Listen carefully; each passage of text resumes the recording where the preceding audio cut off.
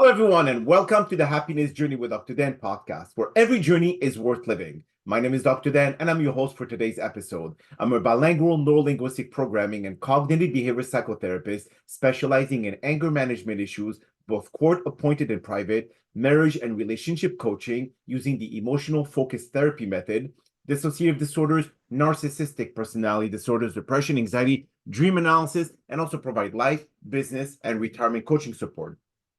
I provide individual one-on-one sessions in both French or English and also do group settings. If you need any assistance, reach out to DMV Therapy and Coaching Services at 301-325-1550, and our website can be found at lifecoachdanamzalai.com. Today, I'm very excited to have for our ninth episode of season 25 a very special guest and child of two Holocaust survivors, Willie Handler, and sharing his own personal journey dealing with generational trauma. And just like every of my past episode, I will leave it up to the guests to properly introduce themselves, as no one can do a better job. Willie, the floor is yours. Oh, thank you very much. Well, as you mentioned, I am a child of two Holocaust survivors, and they have both passed away.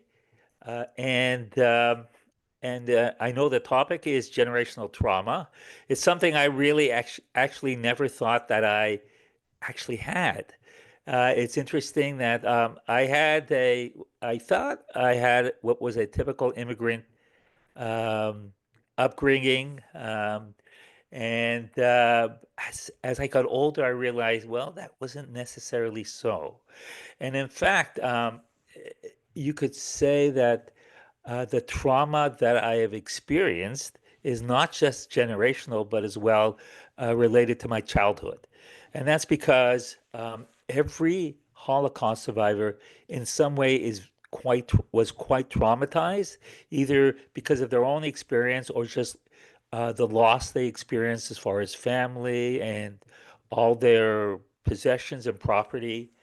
And so, as I was saying, I growing up, I thought I was pretty much like everyone else, and went about my life. But I was aware I had certain issues around trust, attachment, and abandonment, and not very good self-image.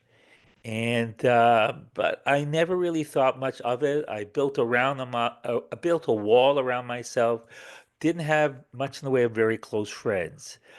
And then and then it my life changed dramatically during the pandemic. My wife urged me, pushed me, um, and prodded me to write my family story. And specifically, my parents and their history and so on and so forth. And I was thinking, there are so many Holocaust books out there. What's the point of one more?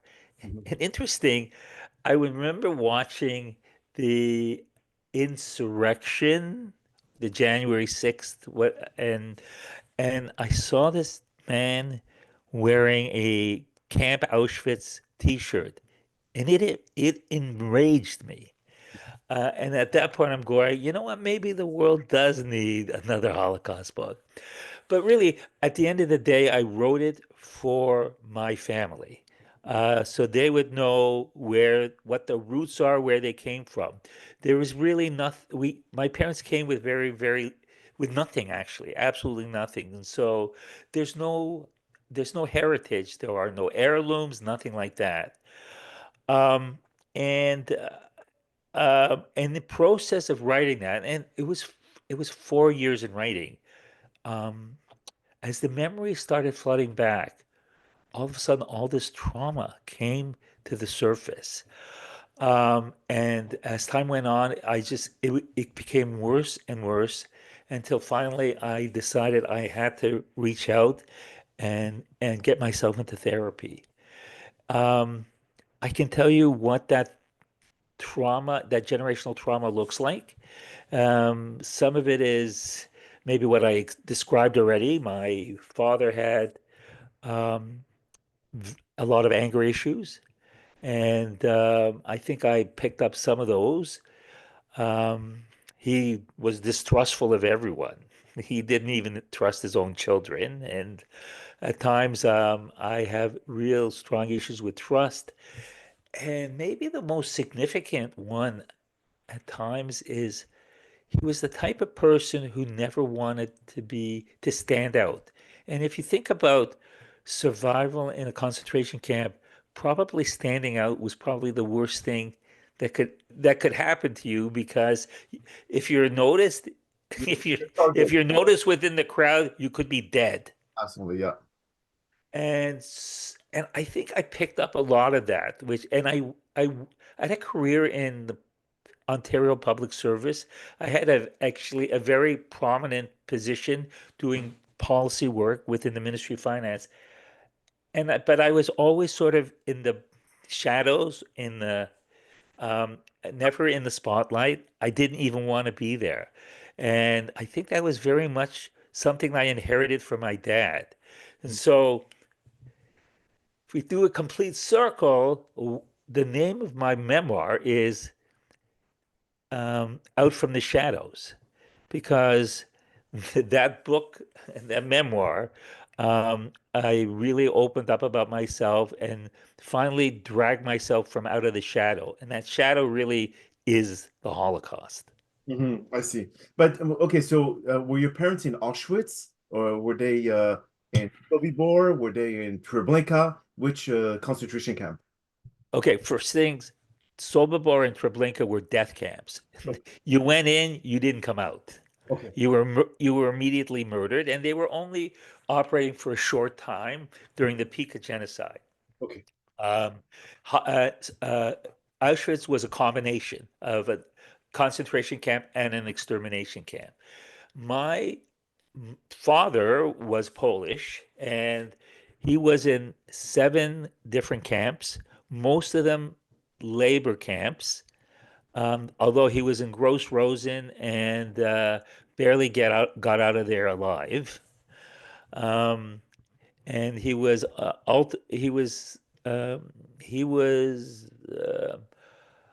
liberated April in 1945. My mother was Romanian. She came from a very small village in north, or actually in southeast Romania, in a province called Bukovina.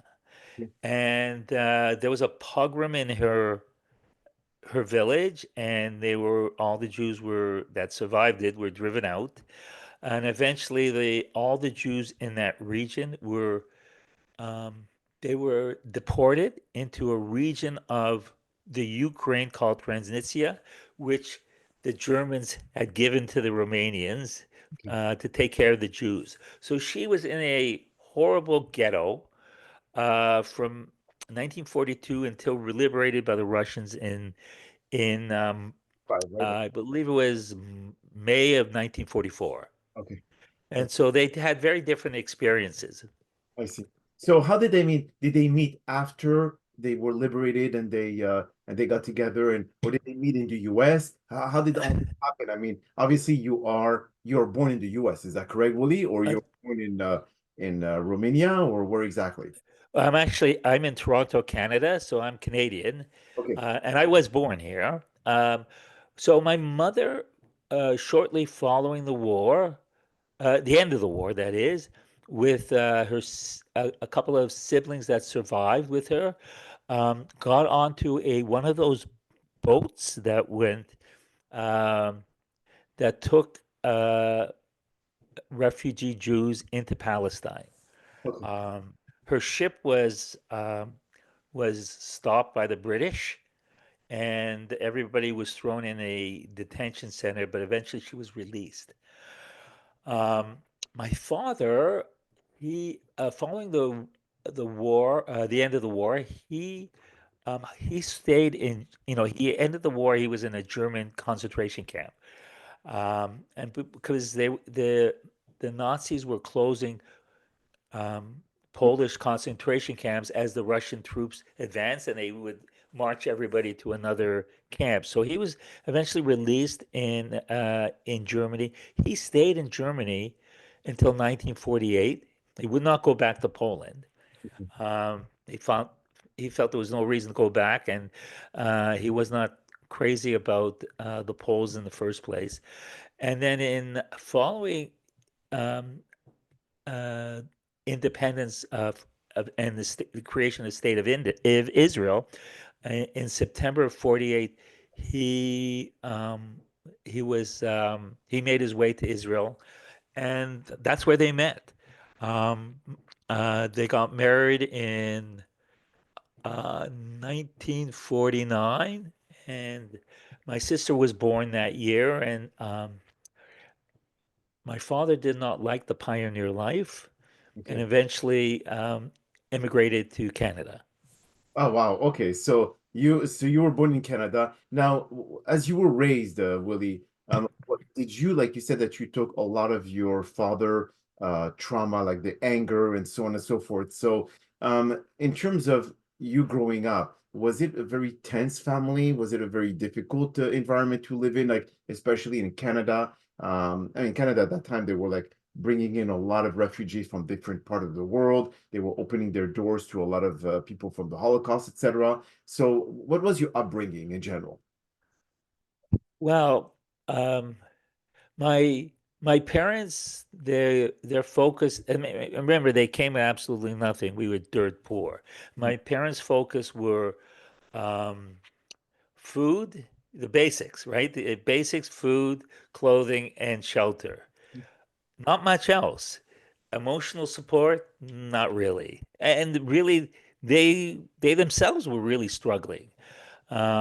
And so you, it left me in survival mode to a certain extent. There was no one. There was no one to help me with homework. There was no one to take me to sports. No one to deal with the school if there was an issue. I had to do all those things from a very young age on my own, and it and to a certain extent, that's it does when you're that young, it does put you sort of in survival mode. So that's some of the trauma that that I was exposed to as a child, as opposed to what I inherited. And and some of that is I really have a real distrust for anybody in the uniform, whether it's a soldier, a police officer, or even a security guard. I just have an aversion for people in uniforms. That's generational trauma. I see. So now, when it comes to like your own mental health at this point, Willie, did you go see therapists to be able to deal with all of this and to be able to kind of like talk to someone that can actually help you cope with those triggers that you remember from childhood? Um, I am currently in therapy, and it's made a big difference. And in fact, just this month, I started EMDR therapy. Eye movement is Um, yeah, and and you can explain what that is yeah, well, I to mean, people. it's this is definitely a different topic. I mean, a different kind of, Right, but yeah, definitely EMDR is very good modality to be able to deal with trauma and I mean, there's dialectical therapy, there's cognitive behavior psychotherapy, right. there's a lot of different other modality that we use. But yeah, some of them that are really known are EMDR, and it will help you a lot actually. So stick with it. It may take some time, and also, you know what? Hypnotherapy. This is something, Willie, that you should definitely use or try. Hmm. It does help you. It will help you a lot. Okay, that's something that I could agree on. Now, Thank you. is your sister still dealing with similar things as you, or she was able to cope differently? My sister has her story is much different. Okay, Uh, she's always struggled. She has, whereas I didn't. I went through a long period of time where I did not struggle because I was able to compartmentalize everything. She has never been there. She suffers from chronic depression, as did my mother, actually. And my mother never received any kind of mental health services. Neither did my parents. There was not that much available, and they weren't the type of people that would ever even reach out for it. My sister has, but she's still, for her, it's a struggle every day to get by. So her experience is very different. Sure, she has generational trauma as well, but her main um, her main impairment is really depression. Depression. Okay. And is she did she take I mean, did she take or go to a therapist to be able to deal, or is she on medication to be able to deal with that, or she still try to figure out all in her own? She's she's doing both. She's been in therapy for much of her life. Okay. So and so I've been in comparison, I've been very fortunate. Yeah, in comparison, obviously. But then again, when it comes to others who have dealt with something like childhood trauma or even post-traumatic stress disorder, because I think you also have that. You do have a form of PTSD. And the thing is that obviously you have to really focus on things that can help you the most. And the fact that you go to therapy, that you get those different modalities set up for yourself, I think it's actually a great progress, Willie. So for the listeners on this podcast, what would you recommend those who actually are going through generational trauma, and how can they start noticing that there's something off based on their behavior? I mean, did you start noticing yourself that okay, I, I'm I'm feeling something different here? Well, I for many years I said I don't have any generational trauma. It Yeah. takes a long time to even recognize it. I should tell you what I've been doing this year because it's very relevant. As I was as I was receiving treatment and I started healing, I decided that there were too many other people with in the same situation as I am, descendants of Holocaust survivors who experiencing trauma that they had picked up from their parents and not recognizing it, or if they did recognize it, not knowing what to do about it, not never talking about it. So I embarked on a project. It's my next book, and it is going to be on specifically generational trauma. And I've just in October completed interviewing just short of 100 children and grandchildren of Holocaust survivors, and it's quite an eye opener, quite revealing. And what I did find was, yeah, there were some people who had received treatment, but many of them had never accessed any treatment. I, in fact, even hooked up a few people with therapists in their area so they could begin to. And some of them told me that I was the first person they ever told their story to. So Oh they had wow. been carrying that around for decades.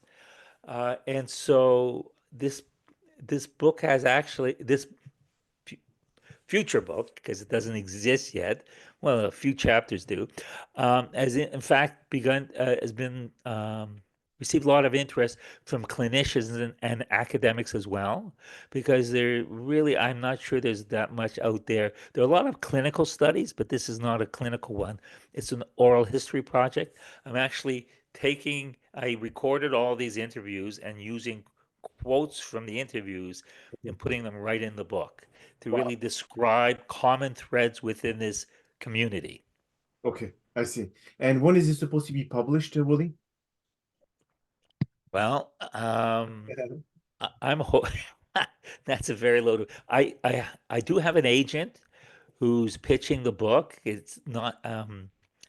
I'm sure I will complete it by the end of 2025, and I'm hoping the following year I will be able to get it out.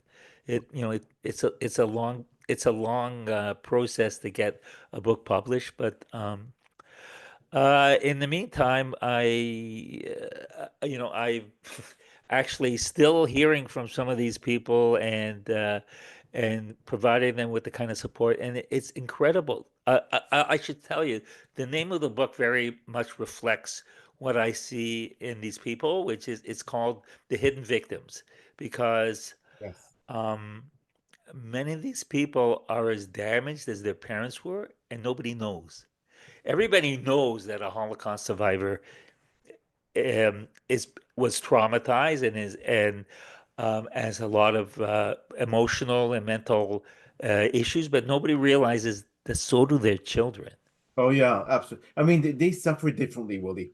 I mean, obviously, those who suffer the physical abuse, the mental abuse, and the everything that's different. But the kids also, it's kind of an extension of their own trauma that the parents felt, but then the kids are feeling it differently. But they still feel the pain, the memories, especially if the parents has been telling them, "Oh, this is what happened to us. You should be fortunate. You were not born in that time." And we did, and we had to do this, and so on. So they make them feel guilty.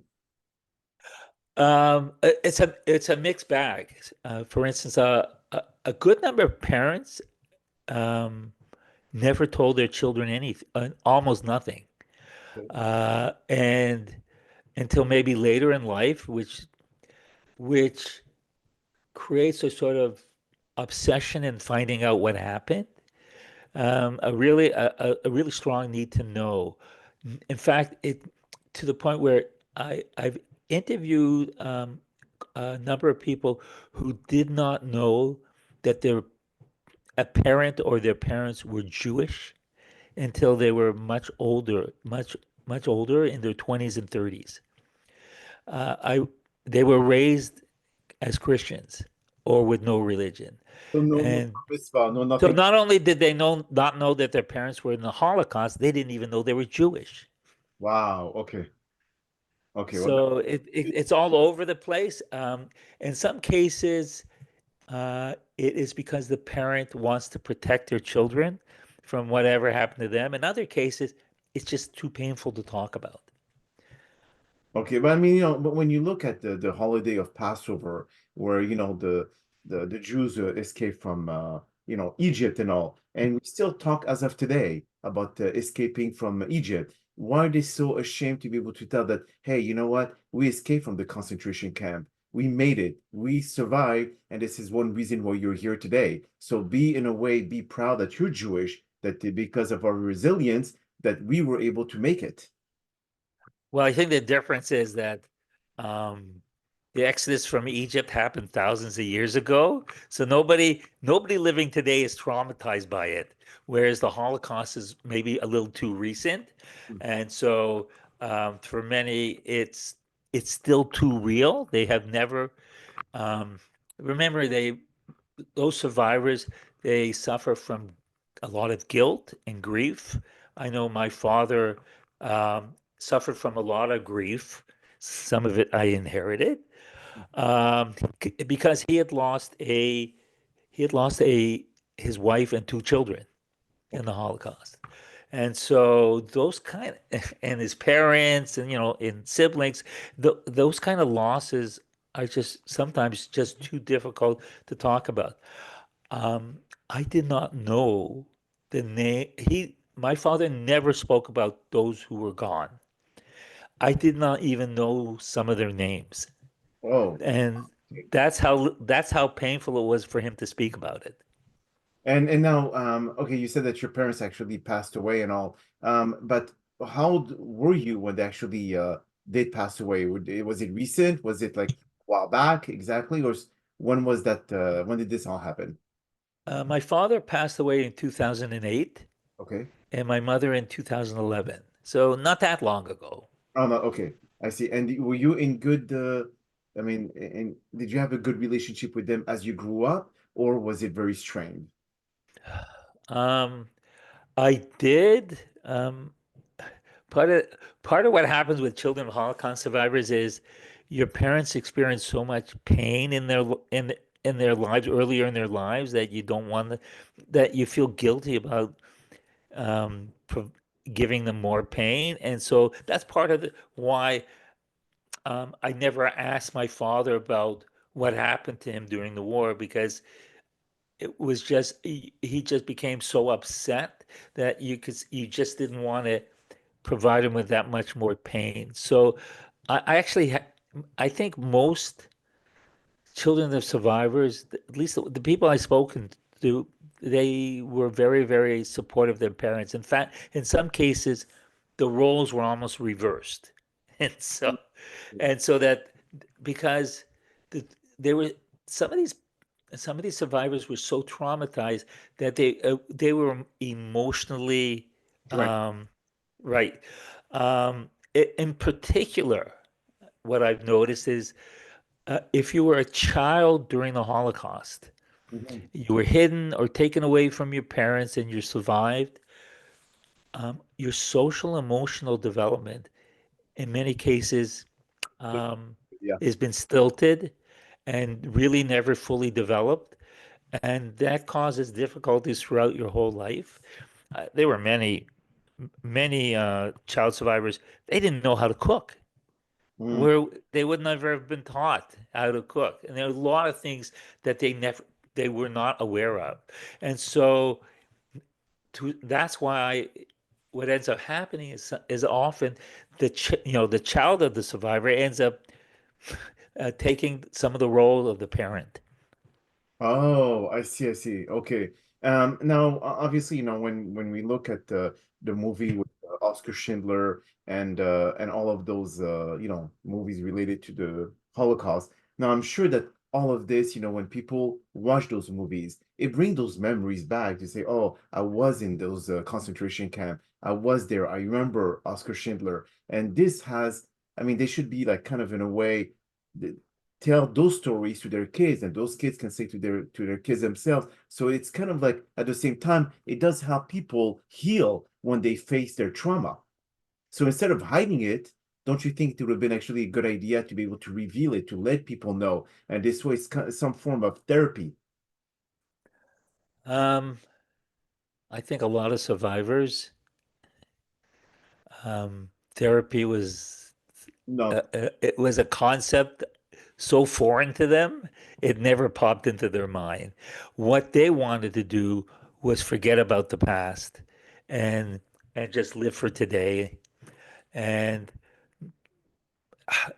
and this is not universal. Uh, I based on the people I spoke to, some parents were very open, um, and in fact, and even age appropriate. They would not tell them things when they were young, and as they matured and got older, they would reveal more. And they were raised in very happy households because the parents were able to bury their trauma and just and try and have as normal of a life as possible. Others were just incapable of doing that, and those households were not what I would say very happy. They were, you know, there were some From cases a lot of anger, or it was a very sad household. Um, um, maybe some of the worst times were during holidays, because you have such small families. It kind of is it's a reminder of all the losses that the family had experienced. And so it um, I think you can sort of categorize um, what what it was like in a survivor home, but it's not necessarily always the same. I see. So before we conclude the podcast, where can people read your book or get your book, Willie? Okay, so my memoir, which came out actually in the beginning of November, and it actually spent 10 weeks as the top new released Holocaust memoir. Mhm. It's on Amazon, and that's probably the best place. It's on Barnes and Noble and a few others, but probably the most accessible for people is on Amazon, and it's called Out from the Shadows. Absolutely. And it's a tough read, but it's an important book as well, I think. Oh, I'm sure it is definitely. I mean, is it like mostly like your the story about a child, or you were also mixing what your parents were going through? I can tell you the book covers some family history. My parents experience in very explicitly as well. Um, uh, the aftermath after the war, what happened. Uh, my my youth, growing up as a child, but as well, I talk a lot about the trauma that I've experienced and my parents' trauma. Beautiful, beautiful, Willie. Well, I'm going to make sure to put your title of your book on the description of the podcast. But on that note, that is all the time that we have for today's podcast. And I really do appreciate you taking the time out of your busy schedule to join us. And thank you again, Willie, for participating and inspiring our many listeners with your incredible story. Now, we hope that you've all enjoyed today's episode. I'm also very excited by the many upcoming guests that we have scheduled for season 25 of the Happiness Journey podcast, filled with inspirational stories just like the one that you listened today. Now, here are some concluding words of wisdom. To all the children of Holocaust survivors, you carry a legacy that of profound strength, resilience, and survival. Though the shadows of generational trauma may feel heavy, they're not your burden alone. They're a testament to the unbreakable spirit of those who came before you. You have inherited not only their pain, but also their courage, their will to persevere, and their hope for a better future. Now, remember, healing is possible. You're not defined by the past, but empowered by your ability to grow beyond it. Seek connection, embrace your emotions, and honor the stories of your ancestors by building a life rooted in love, compassion, and purpose. The strength to overcome is already within you. Through understanding and unity, you can transform pain into resilience and create a legacy of hope for future generations. You are a proof that light can rise from even the darkest of times. My name is Dr. Dan Amzalang, and you may all keep pursuing your amazing journey in life.